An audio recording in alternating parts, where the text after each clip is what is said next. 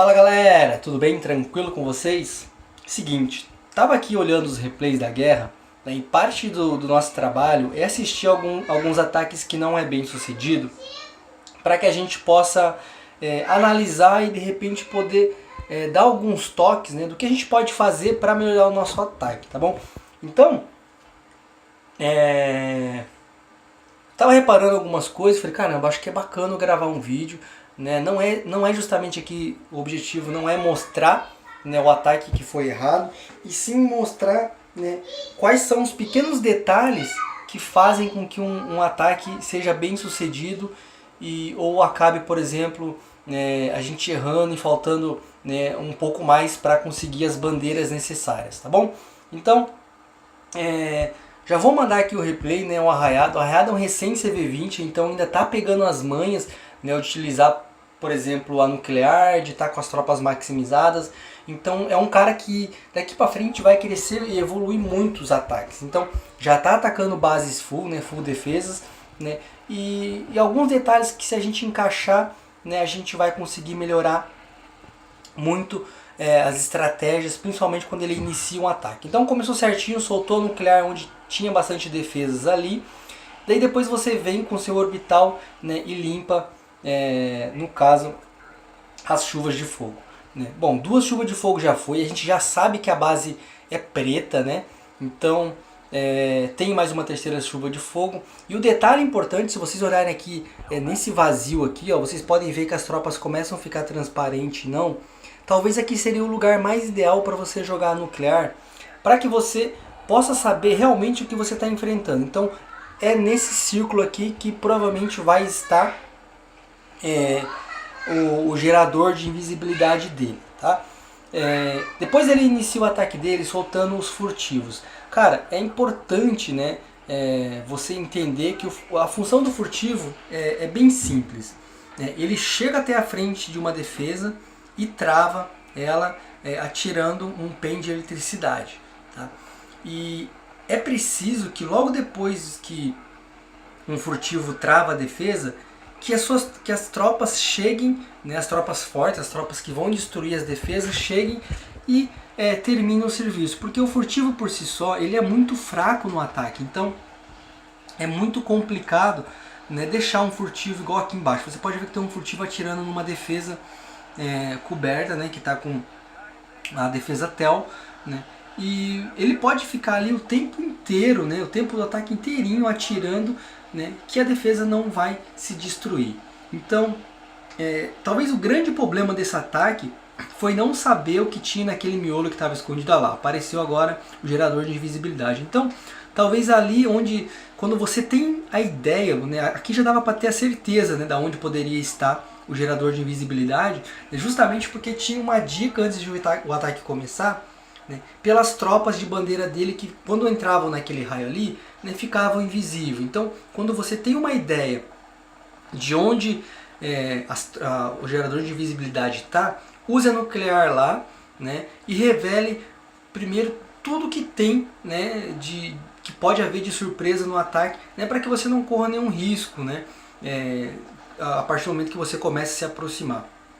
Então, vocês podem ver que o furtivo por si só, né, eu acho que além de 2 espaços, né, 2 espaços, se eu não me engano, ó, ele vai agora soltar o que ele tem de destruidor da reserva, né, eu já não soltaria nesse momento, né, se você já tem as tropas da aliança, né, você já tem que entrar com elas junto no início do ataque. Por quê? Porque os destruidores, eles isolados, né, ou seja, uma unidade apenas, eles não conseguem fazer muita diferença, né. Os destruidores, eles são muito fortes quando você coloca eles em grandes grupos, né, eles começam a avançar numa velocidade muito forte. Então, perdão. Então talvez o grande problema do ataque aqui seja a distância que está entre os furtivos, né? Você pode ver que 8 furtivos, então se ele tiver campo nível máximo, ele leva 4, né? Então deve ser isso, ele tem 2 campos nível máximo, ele está levando 4 furtivos, né? E 30 de destruidores. Então essa distância que acaba surgindo entre os furtivos e os destruidores, acaba sendo um problema, porque o furtivo, na verdade, ele é muito frágil, então ele morre muito rápido. Então, eu não gosto de utilizar o muito furtivo justamente por essa razão. Eu prefiro usar o CNC, né, que ele tem uma função muito parecida com o furtivo, que é travar a defesa, mas ele é uma unidade só, e você tem que controlar essa unidade para que ele consiga travar as defesas. Então, tem essa função similar, mas é um pouco diferente você utilizar, tá bom? E você utilizando muitos furtivos, você diminui um pouco a sua força de ataque, o seu poder, né, de destruição, já que o furtivo ele simplesmente funciona, né, como já falei várias vezes aqui, apenas para você travar a defesa. Então, eu quando utilizo o furtivo, eu não solto o furtivo de cara, né, geralmente eu entro com os destruidores, né, faço uma linha, depois de destruir já algumas tropas com os meus poderes de comando, daí eu entro com os destruidores.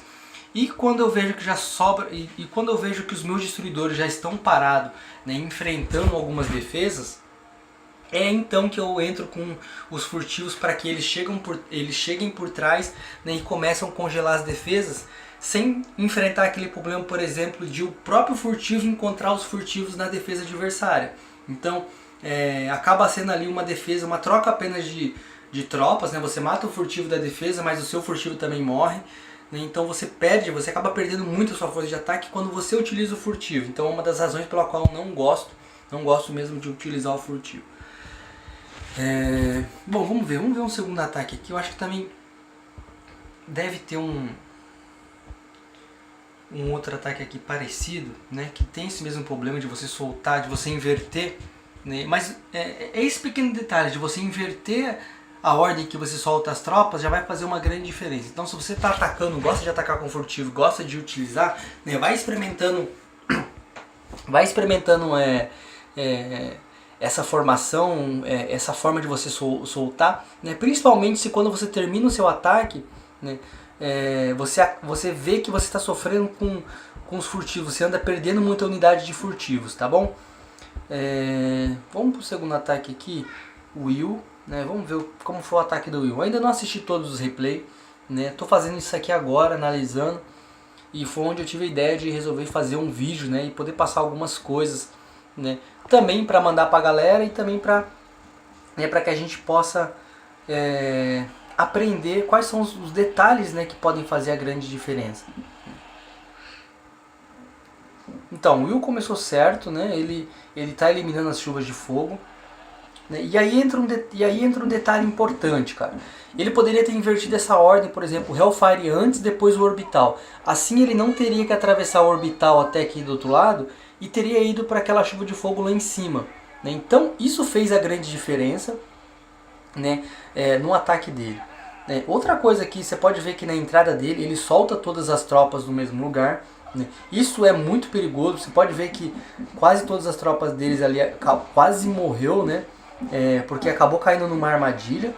Então tem que se tomar muito cuidado em relação a isso. Outro ponto é quem gosta de usar Tomahawk, praticamente uma tropa que eu não gosto de utilizar muito, né, porque é uma tropa que também é muito frágil e acaba não dando tanto dano assim que a gente espera, né? Então, se você gosta de utilizar o Tomahawk, ele deve ser a última tropa a entrar, né, dentro da batalha. Você segura ela, espera suas tropas andarem para daí então você soltar, né, o seu Tomahawk. Tá? Outra coisa, você pode ver que ele está utilizando tanque. Tanque dá um dano muito grande, mas por exemplo, vocês podem ver que os Rangers estão na frente, né? O Ranger ele está sendo a ponta da lança, ou seja, ele está sendo, né, à frente do ataque. Então o Ranger, a gente sabe que o Ranger ele bate muito forte, porém ele tem uma vida, ele é frágil, ele é bem frágil, então ele jamais pode ser à frente do ataque. Então o que você faz nesses casos? Por exemplo, substitui o Tomahawk. O Tomahawk ele fica atrás dos Rangers, né?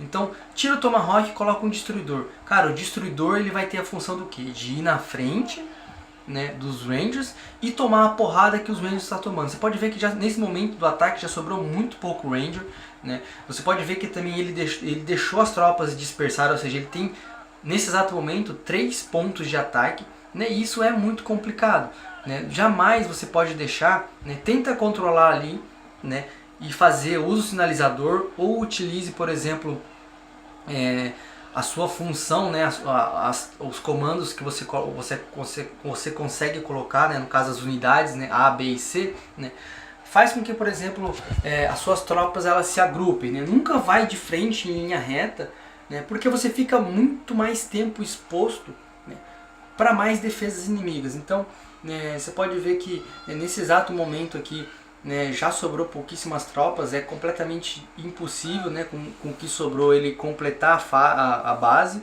né, e é justamente isso, né, acho que o grande problema mesmo foi que os Rangers eles acabaram indo na frente, e ele faz isso se ele não tiver uma próxima tropa.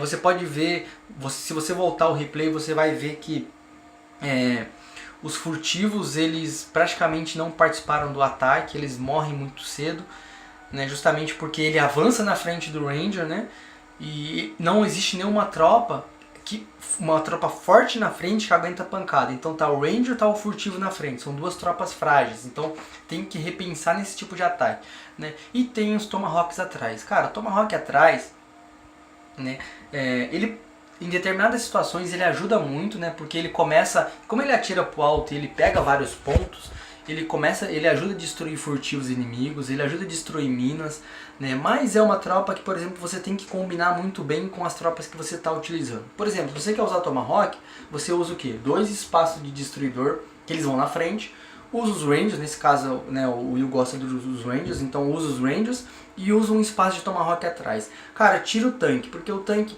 ele é muito lento, então ele não consegue acompanhar o ritmo dos Rangers, por exemplo. Então ele está sempre atrasado para disparar. Ele ocupa muito espaço, cara. Ele é um espaço que, por exemplo, você poderia levar 18 Rangers, né, 17, eu acho que é o campo do Will agora, né, mas você está levando, por exemplo, 2 tanques, né, que tem uma força grande, porém, né, acaba sendo um pouco obsoleto. E outro ponto é que, por exemplo, eu não sei como o Will está evoluir nas tropas dele, mas por exemplo, aqui eu estou vendo que ele está utilizando, né, 4 tipos de tropas diferentes. Então, para ele ter um ataque maximizado, né, com essa configuração de tropas, ele vai ter que estar subindo, né, além dos poderes de comando dele, ele vai ter que estar subindo 4 tropas diferentes. Então, isso leva um tempo muito grande para você fazer isso no seu laboratório, né, e você, por exemplo, acaba diminuindo o ritmo, né, que você vai melhorando os seus pontos de comando, né. Então, é fundamental você isolar, né, o seu ataque principal com tropas bem específicas. Cara, se você gosta de range destruidor, vai com range destruidor, acabou. Se você gosta de ranges com furtivo, pronto, range furtivo, acabou. Se você quer fazer um ataque aéreo, usa drone, ou drone e maximiza, por exemplo, pontos de comando. Isola isso. Então, tipo, no caso eu gosto de destruidor, então eu só evoluí o destruidor, né, e os pontos de comando. O destruidor e os pontos de comando. Pontos de comando não, perdão, não tô falando ponto de comando aqui, mas na verdade, né, são os seus poderes que você pode usar antes de começar o ataque. Né? Eu vou pegar aqui, assim, às vezes o nome me foge da cabeça. Cadê o meu laboratório? Onde está o meu laboratório? Meu laboratório está aqui, né, para passar o nome certinho para vocês. Aqui. Poderes de comando, tá? Então é similar, né? Mas assim, tenta isolar o ataque de vocês em algo bem específico. E outra coisa, cara, se você tem um ataque que você gosta e você se dá bem, é importante você dentro da sua aliança bater um papo com a galera, né, e tentar passar essa experiência pro pessoal, né? Falar, pô, eu olhei a sua base aqui, eu faço muito isso, eu vou na base da galera e dou uma olhada na configuração de tropa que ela tá usando no dia a dia, né? Aquela configuração que ela tá usando no dia a dia tem que ser a configuração que ela vai usar na guerra, né? Aqui nesse jogo é diferente, por exemplo, as tropas não é mais cara e mais barata, você consegue utilizar as tropas que você gosta o tempo inteiro.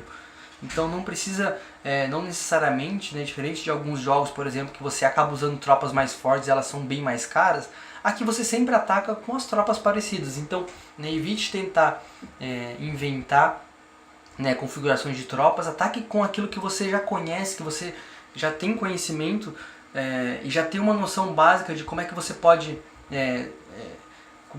proceder durante o seu ataque, como é que você vai movimentar suas tropas durante o ataque, né, que não vai ter erro nenhum, tá? Então, hoje foi só esses 2 replays, né?